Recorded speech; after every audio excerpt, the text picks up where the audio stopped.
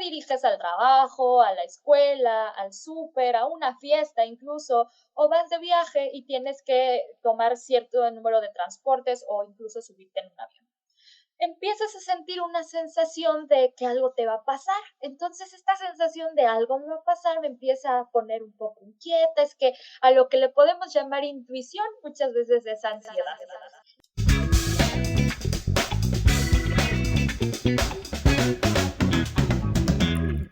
¿Qué tal amigos? Sean bienvenidos a la primera emisión de la Nota Científica, el podcast. Mi nombre es Gerardo López y el día de hoy me complace presentar esta iniciativa que tiene como principal objetivo la divulgación científica de múltiples actores en el área de las ciencias sociales y humanidades. Sin más que decir, el día de hoy aperturamos esta emisión con una invitada experta en el área de la sociología de la salud, a la maestrante Montserrat Márquez Jiménez. ¿Qué tal, Montserrat? ¿Cómo estás?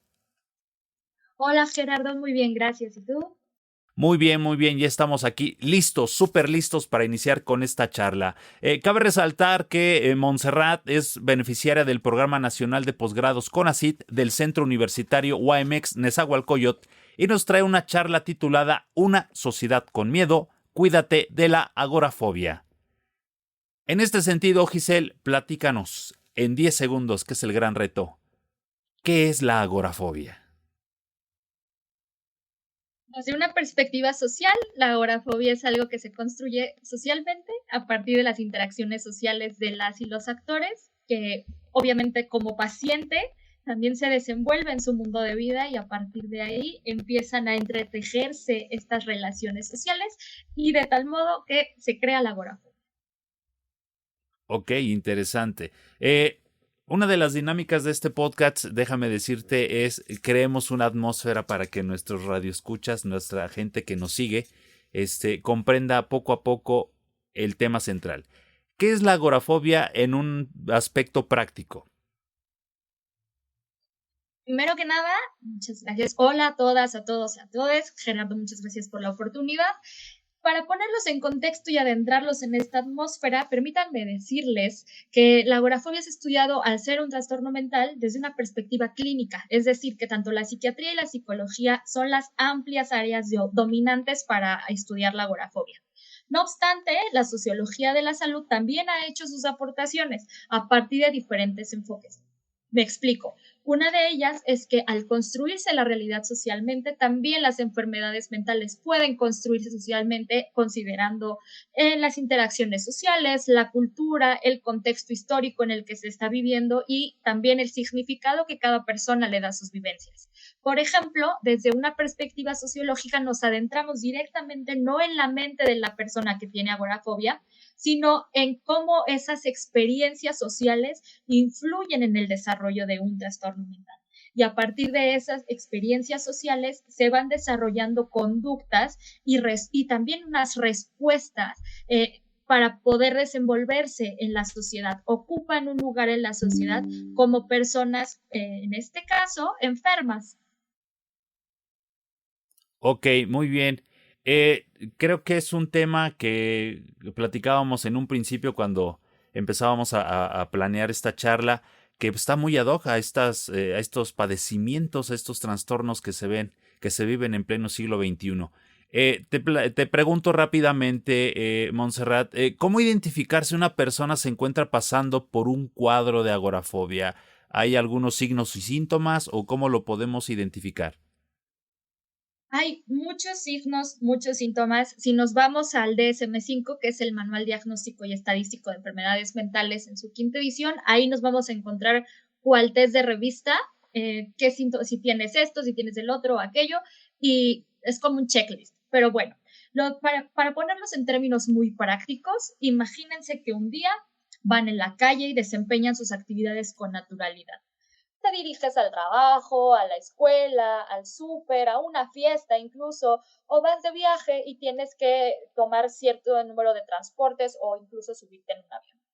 Empiezas a sentir una sensación de que algo te va a pasar. Entonces esta sensación de algo me va a pasar me empieza a poner un poco inquieta, es que a lo que le podemos llamar intuición muchas veces es ansiedad. La agorafobia tiene esa característica, que tiene a mucha ansiedad y mucho miedo. Entonces, al dirigirnos a ese lugar en específico empezamos a tener esto de tengo miedo, como que siento que algo me va a pasar, tengo una sensación como de ahogo, algo me está vibrando raro, etcétera, etcétera. Al enfrentarnos a esa situación es cuando entonces empezamos a sentir algo muy desagradable y esto que obviamente hay que entender que la ansiedad y el miedo nos funcionan para tres cosas: para sobrevivir, para huir o para paralizarnos. Entonces, vamos a poner en un contexto, nos dirigimos en un transporte escolar hacia nuestra institución y empezamos a tener sensación de ahogo, que nos dan palpitaciones o tenemos taquicardia, nos sudan las manos, tenemos mareo, ganas de vomitar. Entonces empezamos a tener un malestar general y muy intenso. A ese malestar general y muy intenso se le considera o puede o no necesariamente manifestarse como ataque de pánico en las personas con agorafobia, y al otro día puede ser lo mismo, la misma situación. Entonces, quien empieza a desarrollar agorafobia, dice, es que entonces si paso por ese lugar, me va a suceder eso. Si voy a este lado, si tomo esa ruta, si tomo ese transporte, me sucede. Y en consecuencia, ¿qué hace? Empieza a desarrollar conductas que le den seguridad. Cabe destacar, por ejemplo, no salir solo o sola a la calle. ¿Por qué? Porque una característica de la agorafobia es que se desarrolla en lugares en donde la ayuda no se encuentra disponible porque no vas con compañía, o bien el escape puede ser difícil o imposible. Tiene combinaciones entre claustrofobia, al estar en espacios cerrados, pero también, justo como lo menciona, de ágora, de un espacio abierto. Y es muy importante mencionar que al desarrollar estas conductas de seguridad empiezan a salir con otras personas para sentirse acompañadas, como si fueran amuletos de la suerte. Salen con dulces, con agua, con el celular al 100% de batería, y si se pudiera al 200 también se saldría al 200% de batería. Y a estas conductas se le llaman conductas de seguridad. Si bien un diagnóstico tiene que ser dado por un psiquiatra o en primera instancia puede ser por un psicólogo quien determina que es necesario asistencia psiquiátrica, eh, muchas personas, al menos en la tesis que yo encontré, te voy adelantando un poco, todas las personas encontraron su diagnóstico a través de Internet. Entonces, buscando tal cual, ¿por qué tengo miedo a salir a la calle? Cada vez que salgo a la calle siento que algo me va a pasar, que me voy a morir, y es la sensación tan desagradable que las personas con agorafobia terminan recluyéndose tristemente en sus casas como una respuesta a evitar el miedo, a evitar estas situaciones. Entonces se recluyen en sus casas y empiezan a mermar sus procesos de sociabilización. Ok, sin duda alguna es un proceso bien complejo, como lo acabas de comentar.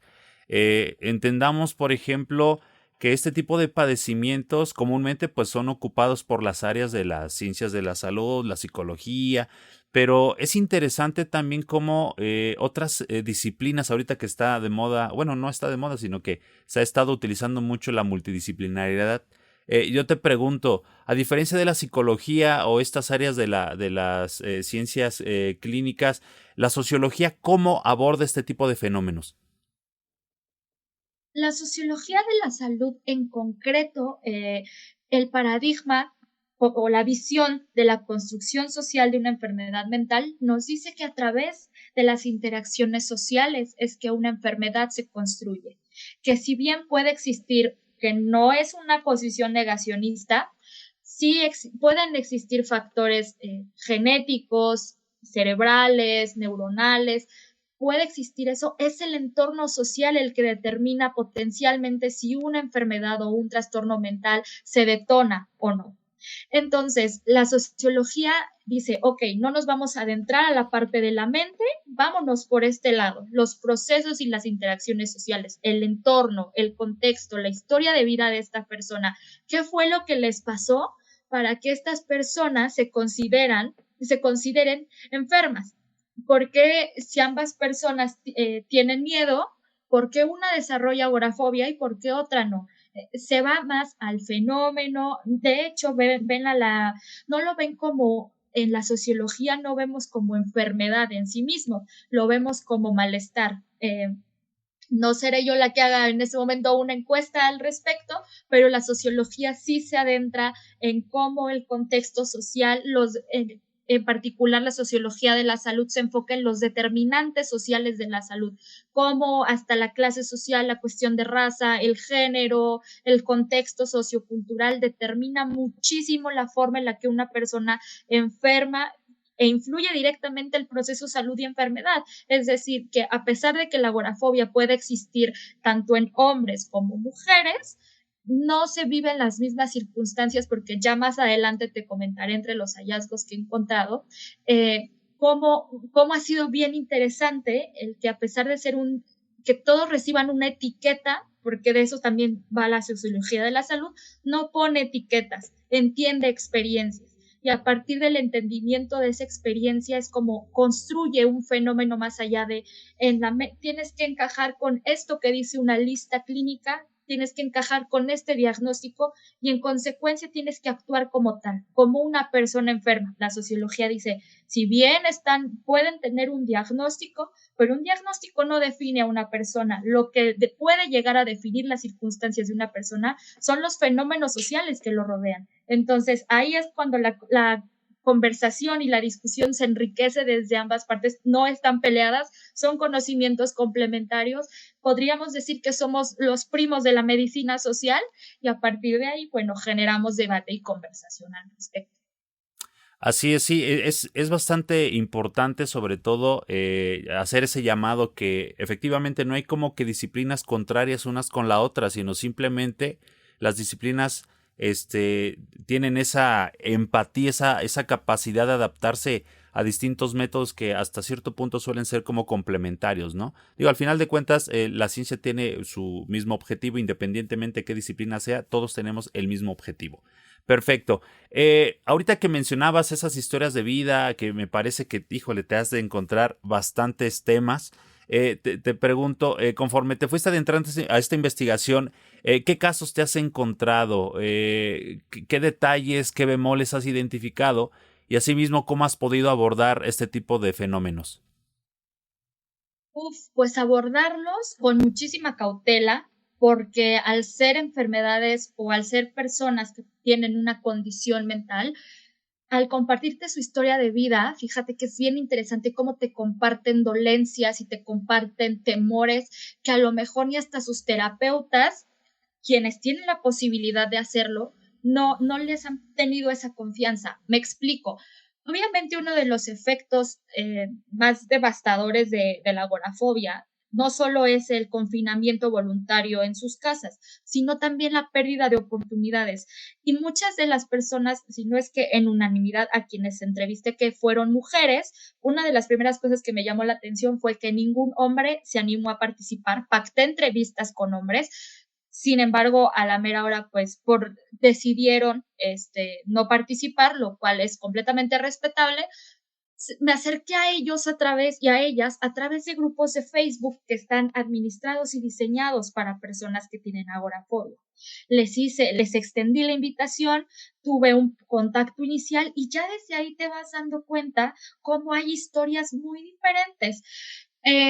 Se acercan quienes solamente tienen ganas de expresar su malestar, quienes necesitan ser escuchadas, escuchados, porque piensan que ya no hay escapatoria para esto, porque consideran que es lo más catastrófico. De entre las cosas que me encontré y que me llamaron la atención, por supuesto, es justo que la falta de oportunidades limita que tengan un acceso a servicios de salud para tener un tratamiento óptimo y acorde a sus necesidades, porque si no trabajan, no tienen seguridad social. Y si no tienen seguridad social, ¿cómo van a poder acceder a un psicólogo, a un psiquiatra? Luego los servicios de salud son muy espaciadas, las citas, los medicamentos, bueno, en algunas ocasiones es difícil conseguirlos debido al desabasto en el que nos encontramos de ciertos medicamentos. Entonces, estas personas que son, en palabras de lo que la doctora Teresa Ordorica diría, son usuarias y usuarios expertas y expertos por experiencia, se ayudan a través de estos grupos de agorafobia, que no solo están en Facebook, también están en WhatsApp, se ayudan, intercambian experiencias y a partir de ahí crean una comunidad que dicen, bueno, tenemos esta condición, ¿cómo nos apoyamos? Y es bien interesante cómo crean redes dentro de este mundo de vida y cómo crean a partir de estas relaciones interpersonales lazos, lo cual me pareció fascinante, no solamente el poder de este tipo de sociabilización a distancia, sino también cómo las redes sociales tienen un papel determinante y súper importante en las personas que tienen agorafobia, porque no solo llegan encontrando un diagnóstico a través de Internet, como te comentaba, también encuentran personas que comparten sus mismas experiencias, van en busca de apoyo, hay quienes tienen más interacciones en los grupos que otras, pero ahí están, ¿no? Ahí está el apoyo, estas palmaditas de ánimo, entonces esto es bien interesante porque es un campo muy fértil para la sociología, hay algo que la parte psicológica a veces ignora, ¿no? Estos procesos de socialización y, bueno, ¿cómo los abordé? Las entrevistas, para no desviarme tanto de la pregunta, las entrevistas fueron abordadas con mucha cautela, fueron de entrada les hice llegar un consentimiento informado con todo lo necesario para que se sintieran lo más seguras para participar, les resolví todas las dudas que tenían, y abordé el protocolo de angustia para la investigación cualitativa, que básicamente se trata de estar todo el tiempo monitoreando a través de la observación directa las sensaciones de estas mujeres y en el momento en el que ellas se sintieran al externar, como te digo, información tan sensible y de carácter pues privado, no solo e íntimo, me atrevo a decir, porque como te decía, varias de ellas me decían, es que esto no lo he contado a nadie, lo cual ya te da como investigadora, pues te compromete todavía aún más con respetar la historia y al pie de la letra plasmar sus experiencias. Y este protocolo ayudó a tener las herramientas que me permitieran intervenir al momento de si ellas presentaban algún tipo de crisis de angustia durante la entrevista. Ok, la verdad es que es una chambota enorme a la cual pues tú te estás enfrentando y creo que ahorita como lo presentas, yo me atreveré a decir es que a veces uno piensa o las personas a veces piensan que uno investiga y es solamente obtener información por obtener información y sacas tus resultados y te olvidas de la gente. El hecho es que uno como investigador yo creo que tiene que tener bien desarrollada la empatía, sobre todo con la gente cuando te comparten pues cosas que como tú comentas son íntimas, y obviamente pues uno debe de tener una ética bastante fuerte para en este caso pues evitar hacer mal, más bien para no hacer mal uso de esta información. Bajo esta idea, Montserrat, te pregunto, de todos estos casos de investigación que tú has estado analizando, ¿qué situación te ha llamado más la atención y sobre todo que es un fenómeno que se va repitiendo constantemente? Porque como comentas, son como grupos que ya están como que identificados, pero sin en cambio me imagino que han de tener algunas situaciones en común, ¿no? Y claro, han habido bastantes, el tema de laboral, de trabajo, de cómo ellas no se pueden emplear o se emplean al margen de una precariedad laboral, es decir, entrando más en materia, no tienen un trabajo formal, entonces algunas de ellas deciden autoemplearse y en este autoempleo tienen que depender de todos modos de alguien. Las que no se autoemplean dependen de un ingreso de otra persona y también dependen para entregar sus productos porque ellas no pueden salir. Te comparto la historia de una de ellas que se dedica a hacer figuras de porcelana, de estos Funko Pop de porcelana fría. Ella los hace, es una artista, para mí lo que hace es muy bello y hay una persona que la asiste para hacer sus entregas, por mencionar el ejemplo de ella. Pero otra, además de lo laboral, como el home office las benefició. en el caso de las personas con agorafobia y concretamente el de ellas, fue beneficioso porque pudieron, como me decía una de ellas que me pareció fascinante cómo lo describió, por primera vez el mundo se adaptó a nosotras, ¿no? Me decía, porque el mundo se encerró, el mundo adaptó los espacios de trabajo a la virtualidad y pudimos sentirnos productivas, pudimos sentirnos aceptadas y menos estigmatizadas porque nadie te preguntaba por qué no puedes salir a la calle. Solamente tienes una computadora para que te conectes y puedas trabajar, lo cual eso, las tecnologías ya nos está dando, dejando entrever que tienen un papel importante para las personas con agorafobia. Y por un lado, nada amable, me encontré en unanimidad, es decir, a las 5 mujeres que tuvieron la confianza de regalarme sus historias, encontré que fueron víctimas de violencia de género. No voy a generalizar, desde luego no quiero que esto suene como si se estuviera totalizando, pero las 5 vivieron algún tipo de violencia sexual en algún momento de su vida. Entonces, lo que lleva a cuestionar también, y tuvimos ahí que redireccionar la investigación porque era algo que no me esperaba encontrar dentro de la investigación, es que si bien 5 personas, 5 mujeres, la sociología no generaliza. La teoría en la que yo estoy abordando no se trata de generalizar, es a partir de las experiencias y se entiende que cada experiencia sea diferente, pero cómo justo el compartir un mismo acontecimiento puede hacer que compartan un diagnóstico, a pesar de que ese acontecimiento que tienen en común, que fue la agresión sexual, sea diferente en cada una de ellas, compartan el mismo diagnóstico y que además ese mismo diagnóstico sea equiparable a un contexto europeo. ¿Por qué digo esto? Porque yo retomo la categoría de Agora Mujer de la doctora Asunta Jover Leal. Tuve la oportunidad de entrevistarme con ella. Y la autora me decía, es que ni por aquí me pasó considerar la violencia de género cuando yo construí la categoría de Agora Mujer. Y porque es un contexto español. Entonces, en el contexto mexicano también eso fue lo que propongo dentro de mi trabajo de tesis, es decir, oigan, dentro de la historia de vida también hay que considerar la violencia que pueda estar viviendo una mujer con agorafobia. No estoy yéndome directamente a la agresión sexual porque no voy a generalizarlo, no es así en todos los casos. Desde el punto de vista de la autora Asunta, para ella era lo más normal y entendible del mundo que después de haber sido agredida sexualmente, una mujer tenga miedo a salir a la calle.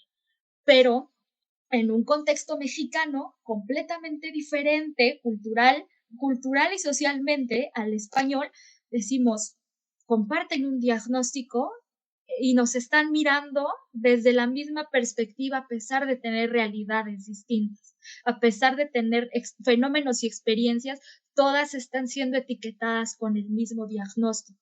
Entonces, lamentablemente, me encontré el tema de la violencia sexual, me encontré el tema de la violencia psicológica, económica también, como te comentaba, justo porque dependen del ingreso económico de otra persona, pues tienden a esta situación de, pues depender.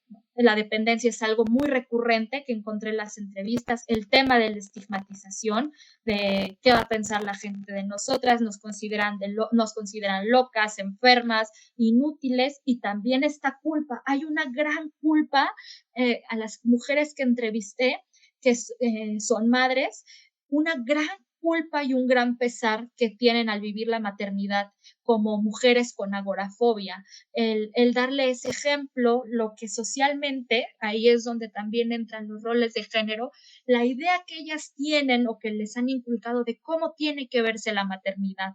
Entonces, entre los hallazgos que encontré fue eso, el que dijeran, pues he tenido una maternidad muy limitada por la agorafobia. Mis hijas o mis hijos ya tienen el ejemplo o están desarrollando conductas de ataques de pánico, de ansiedad por ver mi ejemplo. Otras, las que no son mamás, lo estaban considerando a detalle y profundamente por decir, yo no quiero que alguien una vida que yo geste, pues vaya a tener que sufrir por mi situación mental, ¿no? Entonces, ha sido de verdad toda una revelación, por demás fascinante este tema. Entre más lo estudio, más me apasiona seguir estudiando y aprendiendo de él, porque me ha enseñado más de lo que yo puedo aportar. Creo que es más lo que la agorafobia ha aportado a mí. Y bueno, eso, grandes rasgos, es lo que hemos encontrado en esta investigación. Ok, muy bien, créeme que, híjole, es un, es un mar de información. Ahorita conforme lo ibas planteando tus ideas, Monse, se me vino una pregunta, va a salir un poquito del script. Eh, no sé exactamente qué, ahora sí, la metodología o tu campo de estudio, cómo lo estés manejando, pero a mí me viene una pregunta. ¿En qué contexto crees que se desarrolle más la agorafobia? ¿En los contextos urbanos o los contextos más bien rurales?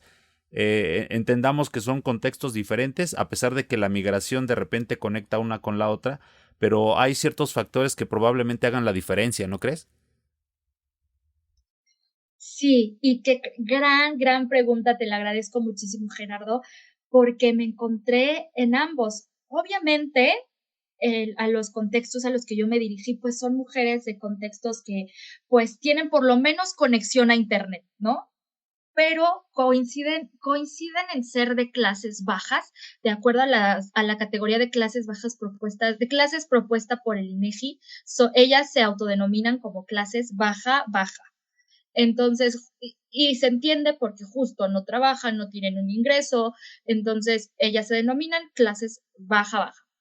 Y ahí en el contexto, si es rural o urbano, influye mucho la cultura. Te voy a comentar por qué. A esta persona yo no la entrevisté porque no la conocí durante mi periodo de las entrevistas. Esta persona tiene agorafobia y vive muy cerca de donde yo vivo. Yo vivo en el Estado de México y ella me decía, es que para mí es muy normal salir acompañada a la calle. ¿Por qué? Porque pues una mujer tiene que salir acompañada de su marido, una mujer tiene que salir acompañada de una hermana, de una madre, de una sobrina, porque si salgo sola siento que algo me va a pasar, pero es porque no voy acompañada.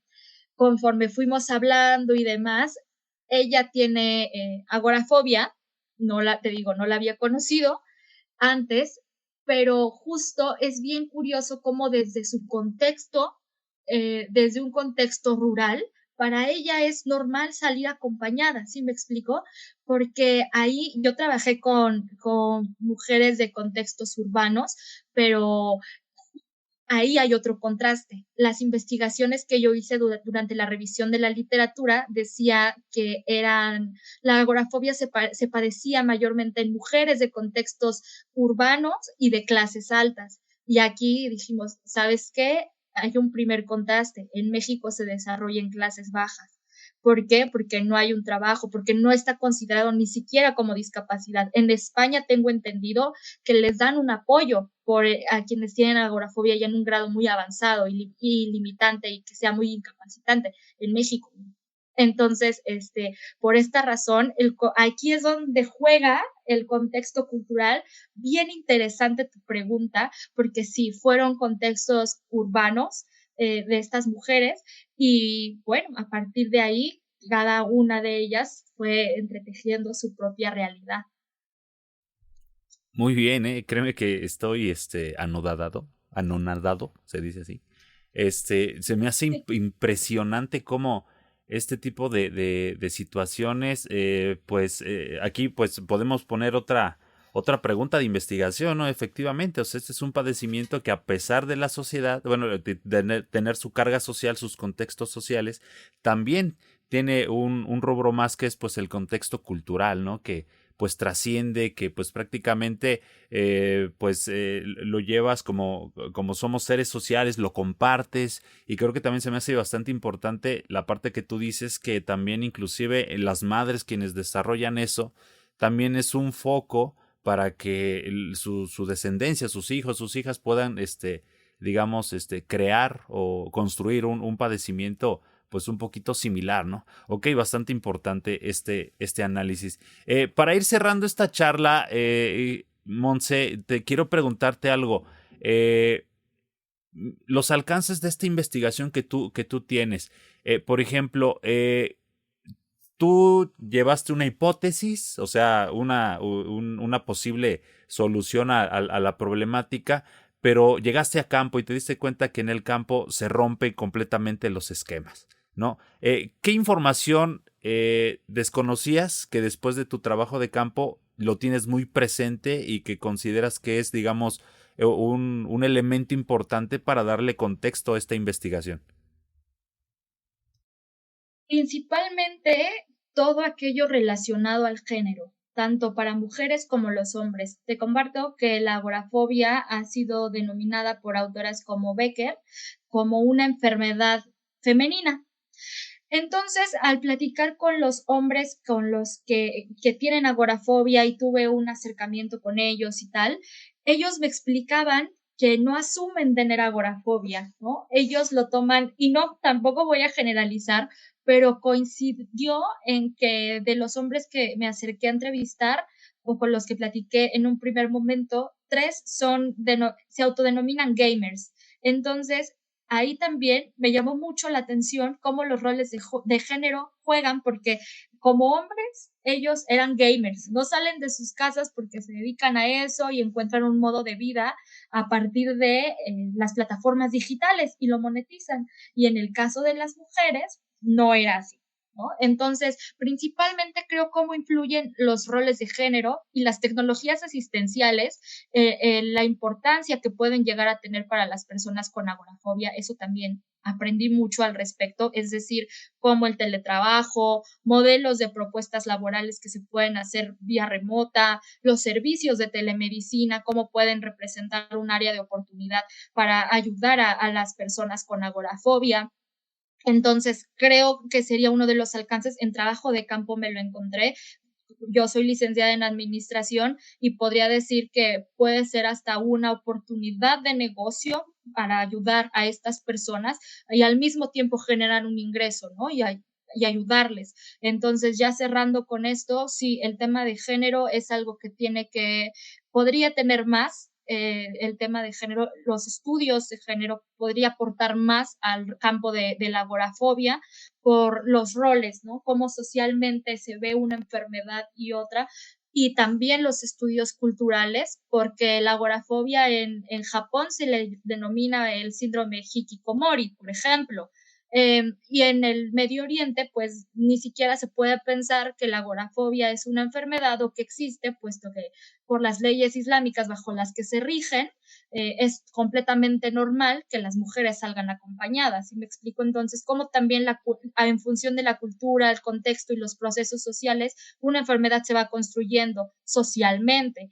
Y vaya, eso, grandes rasgos, fue lo que me encontré, una oportunidad, un campo fértil para los estudios de género, para las nuevas tecnologías asistenciales y los servicios de telemedicina también. Sí, la verdad es que sí, como tú lo comentas, es un área de oportunidad, obviamente, para las personas quienes se estén especializando, obviamente, en dar este tipo de servicios, asistencia, bueno, dar la asistencia a las personas que obviamente pues se encuentran en su zona segura, ¿no? Y ahorita que comentabas, por ejemplo, de los gamers, me llama mucho la atención, creo que pues esto también ya es la ruptura de la generación, ¿no? Porque no me vas a dejar mentir, tu generación, mi generación éramos muy dados de que la bicicleta salíamos, o sea, compartíamos muchas cosas con los amigos, conocíamos a los amigos y ahora pregúntale a los chicos ahorita que están ya en su edad de adolescentes, primaria, pues ya no salen, prácticamente están todo el tiempo en casa y eso obviamente estamos hablando que digamos, es un cúmulo de posibles bueno, de personas, ¿no? Que en su momento puedan desarrollar algún cuadro de agorafobia. Bueno, bastante nutrida esta charla. Y bueno, vamos a ir cerrando ya esta charla, por favor, Montse, ya para dar ya la parte del cierre. Esta parte es muy importante para mí. Yo lo he nombrado darle herramientas a la gente, darle exactamente cómo a partir de nuestra investigación, de nuestra experiencia, podemos tenderle la mano a las personas y que puedan obtener a lo mejor algún beneficio, algún en este caso, algo que desde su práctica cotidiana ellos puedan digamos, llevar o aplicar. Y obviamente yo creo que ya que definimos qué es la agorafobia, pues sí sería interesante también que pues la gente sepa también pues cómo identificar si tiene agorafobia y alguna posible respuesta a ello, ¿no? ¿Qué poder hacer cuando ya se presenta este tipo de problemáticas ya en la vida cotidiana? Gran pregunta. Justo estas herramientas, recordemos que generar una red de apoyo es muy importante, entonces recomendaría principalmente si tienen la oportunidad de entrar a estos grupos de Facebook para gestionar sus redes y generar lazos, estos grupos de Facebook, de WhatsApp, en caso de que no sea así por cualquier motivo en particular, lo ideal sería recurrir a una asistencia médica. Hay terapias, la terapia recomendada para las personas con agorafobia es la que tiene el enfoque cognitivo-conductual y también la psiquiatría. Sin embargo, entendiendo que una persona con agorafobia no tenga y cuente con los recursos para acceder a este tipo de tratamiento, recomendaría construir su propia cajita de herramientas emocionales con lo que tengamos y trabajar con ello. Es decir, buscar meditaciones, la respiración es un recurso muy importante en los ataques de pánico y en los momentos en los que se presenta una crisis de agorafobia y no cederle metros. Puede sonar muy complicado, pero los miedos tienen que ser enfrentados. Si en la medida que no enfrenten sus miedos, la agorafobia va a ir ganando terreno, va a ir ganando metros. Entonces, si se presentan estas sensaciones, saber que nadie muere por un ataque de pánico, nadie se muere por un ataque de agorafobia. Al contrario, te muestra qué herramientas tienes para controlarte y autorregularte.